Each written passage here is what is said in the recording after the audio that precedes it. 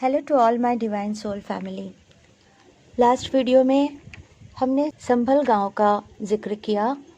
संभल गांव जो एक हिडन सिविलाइजेशन है, 4th डायमेंशन में है, और एक्चुअली वो नगरी जो है सांगलीला घाट या संभल गांव के नाम से जाने जाते हैं। बहुत ही सुंदर और ब्यूटीफुल नगरी है, 13,000 साल पुरानी है। वर्नवा, सत्तपाक, मांगरोली, कृष्णा नदी बह रहे गांव के चारों ओर। एक्चुअली इसी गांव में श्री कालकी देवा जन्म लेंगे, यही वर्णना किया है कालकी पुराण में। इसी गांव के वर्णना किया गया है। प्राकृतिक सुंदरता, सुंदरता के परिभाषा, संस्कारी, सत्यता, निष्पाप नगरी, बहुत से सुंदर सुंदर प्राचीन पत्थर से बने हुए मंदिर और सुंदर सुंदर घर। सुबह सुबह जहाँ पे गौ माता के पूजा होते हैं, पीने के पानी मिट्टी के घड़े में लेके जाया जाता है और पूजा आरती प्रार्थना से उन सबके दिन शुरू होते हैं। वहाँ पे विद्यालय जो है, गुरुकुल, धार्मिक संस्कार, ये सारे बच्चों को दिया जाता है शिक्षा। बहुत ही उन्नत नगरी है ये, एक सभ्य नगरी है। हिंसा, असत्य, ईर्ष्या, ये सब कुछ भी नहीं है वहाँ पे। झरना, मीठी मीठी स्वच्छ नदी के पानी इस गांव को घेर के रखा है।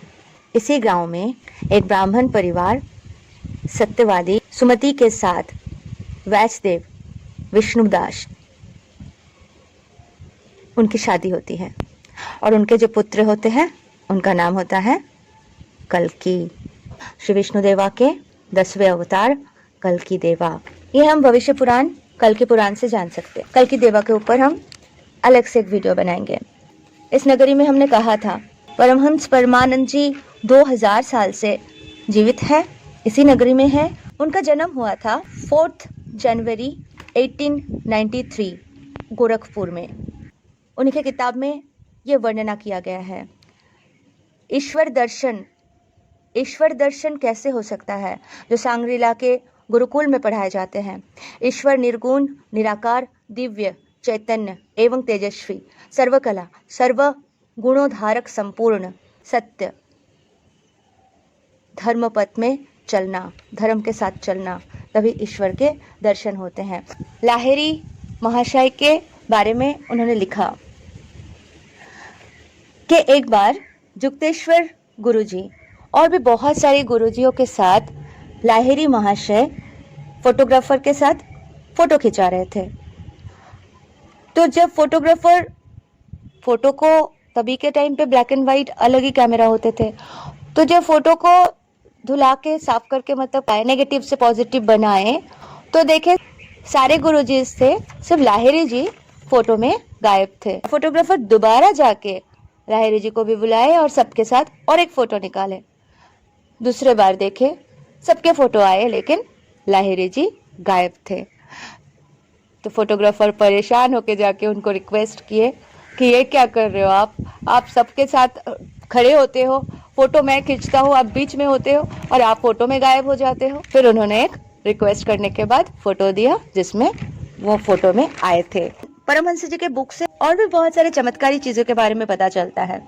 परमहंस जी ने उनके किताब में वर्णना किए कि उनके जो गुरु थे नागेंद्रनाथ भादुड़ी, वो उड़ सकते थे, जी, हवा में उड़ सकते थे।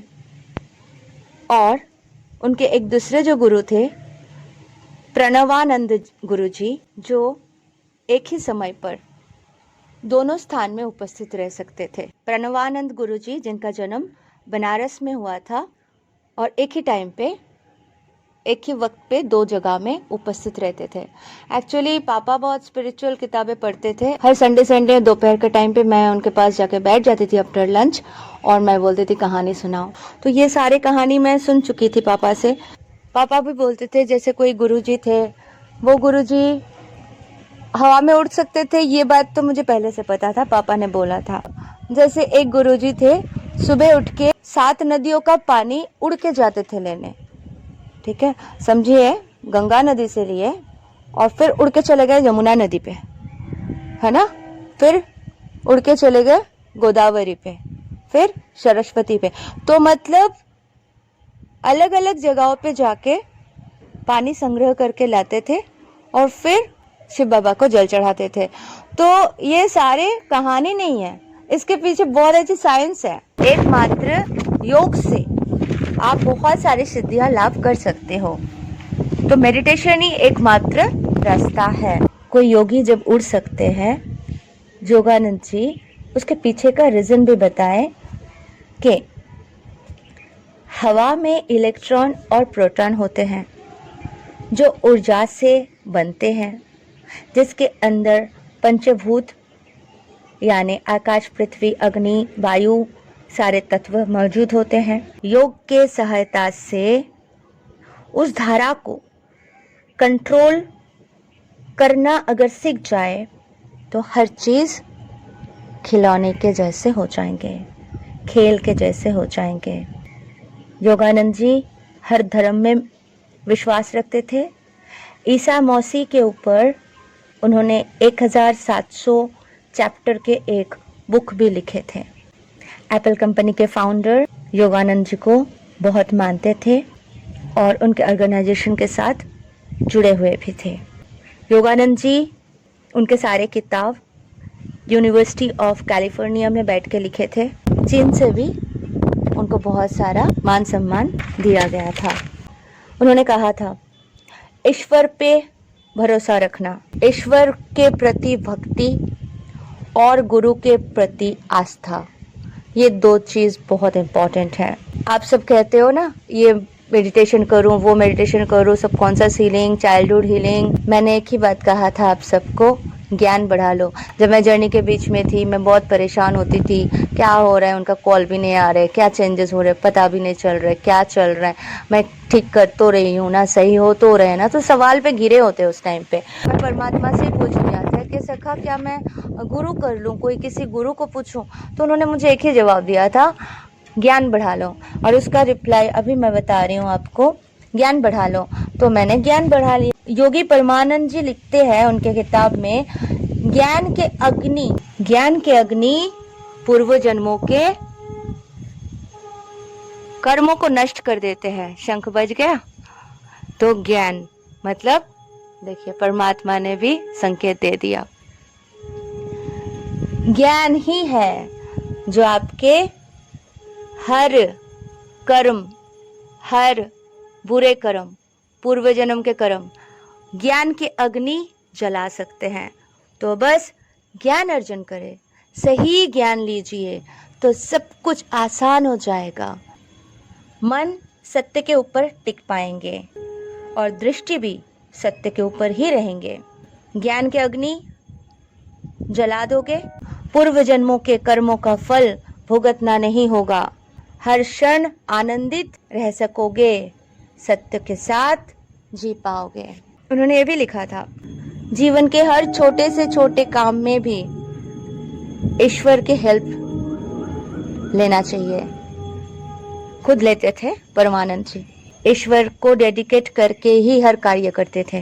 जैसे हम कहते हैं ना, समर्पण, जो करोगे प्रभु, आप जो कराओगे हम करने को तैयार है, आप सिर्फ मार्गदर्शन दीजिए, हमें आइडिया दीजिए, हम कर जाएंगे आप जो बोलोगे।